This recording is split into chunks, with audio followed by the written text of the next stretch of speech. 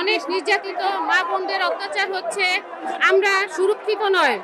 আমাদের দাবি মানতে হবে।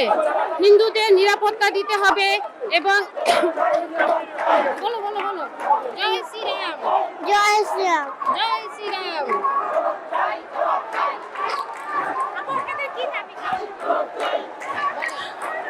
আমরা স্বাধীন দেশে স্বাধীনভাবে বাঁচতে চাই। আমরা আমাদের অধিকার নিয়ে বাঁচতে চাই। আমরা এই দেশেরই মানুষ, আমরা এই দেশে থাকতে চাই। আমাদের একটাই চাই, আমাদের ধর্মীয় জায়গাগুলো যেন কোনো হামলা না হয়, আমরা স্বাধীনভাবে সবাই একসাথে বাঁচতে চাই। জয় শ্রীরাম। এদেশে আমাদের জন্ম, তবুও মনে হয় যেন আমরা প্রবাসী। কিন্তু কেন এই কৈফিয়ত রাষ্ট্রকে দিতে হবে?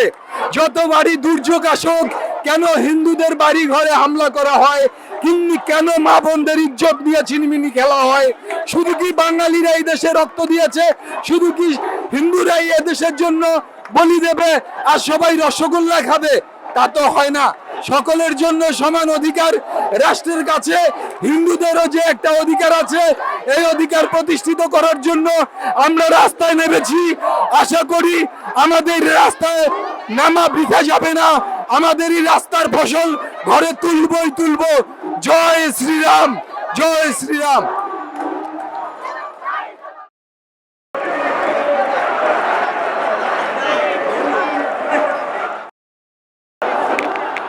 হিন্দুদের সুরক্ষা চাচ্ছি, আর যেন কোনো মন্দিরে হামলা না হয়, আর যেন কোনো হিন্দু পরিবার ক্ষতিগ্রস্ত না হয়, আর কোনো হিন্দু যেন ঘর থেকে বাইরে হতে ভয় না পায়।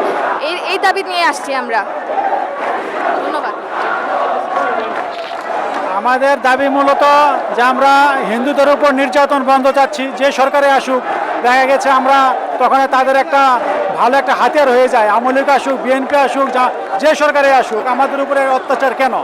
আমরা সম অধিকার চাই।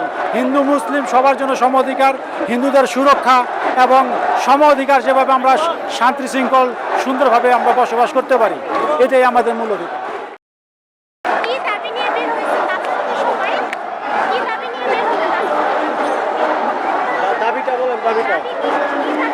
দাবি সংখ্যালঘু নির্যাতন বন্ধ করতে হবে, যে কোনোভাবে হোক।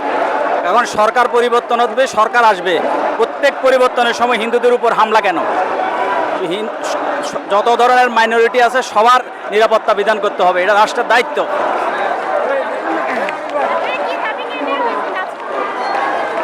দাবি একটাই, হিন্দুদের উপর কোনো নির্যাতন চলবে না।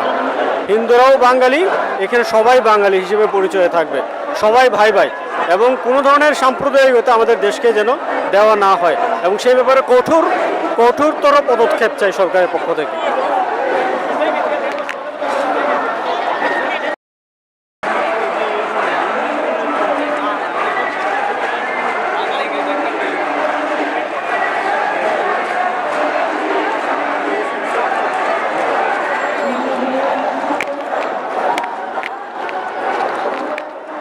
আজ আমরা এখানে যে সম্মিলিত হয়েছি, তার একমাত্র কারণ আমাদের হিন্দুদের বৌদ্ধ খ্রিস্টান ঐক্য পরিষদের যে আহ্বান, সে আহ্বানে 71 সন থেকে শুরু করে এই পর্যন্ত যতবার দেখেছি আমাদের হিন্দুদের উপর অত্যাচার হয়েছে, ঘরবাড়ি জ্বালিয়েছে, মা বোনদের ইজ্জত নষ্ট করা হয়েছে। আমরা এখন আর কত নিশ্চুপ থাকবো? তাই আমরা জাগ্রত হয়েছি। আমরা সবাইকে আহ্বান করব, এই হিন্দুরা জাগ্রত হন, আর কত নিপীড়ন সহ্য করব, এই আমার বক্তব্য। তাই আমি সবার কাছে আহ্বান করব, জাগো হিন্দু জাগো। আর নিপীড়ন করে করে আমাদেরকে আর পথভ্রষ্ট করা যাবে না, আমাদেরকে আর ঘরে ফিরানো যাবে না। আমরা বের হয়েছি, তাই আমাদের সমস্ত কিছুকে দায় দায়িত্ব ছেড়ে আমরা শুধু এখন একটাই আমাদের পথ, আমাদের হিন্দুদেরকে মর্যাদা দিতে হবে, আমাদের হিন্দুদেরকে স্বীকৃতি দিতে হবে। ধন্যবাদ।